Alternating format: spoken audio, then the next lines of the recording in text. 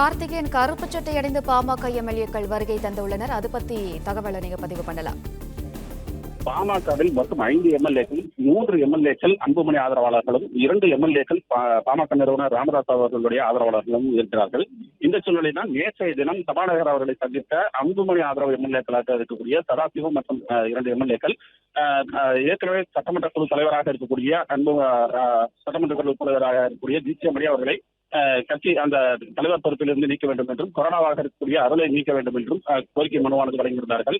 எனவே அந்த கோரிக்கை மனுவை சபாநாயகர் நேற்றைய தினம் ஏற்றுக்கொள்ளாத காரணத்தினால் சபாநாயகருக்கு எதிர்ப்பு தெரிவிக்கும் விதமாகவும் அவர் ஒருதலை பட்சமாக செயல்படுகிறார் என்ற கருத்தை முன்வைத்தும் தான் தற்போது அன்புமணி ஆதரவு எம்எல்ஏக்களாக இருக்கக்கூடிய 3 பேரும் கருப்பு சட்டை அணிந்து பேரவைக்கு வந்திருக்கிறார்கள். கருப்பு சட்டை அணிந்து வருவது என்பது பேரவையில் ஒரு எதிர்ப்பை பதிவு செய்வதற்கான ஒரு நடைமுறையாக இருக்கிறது.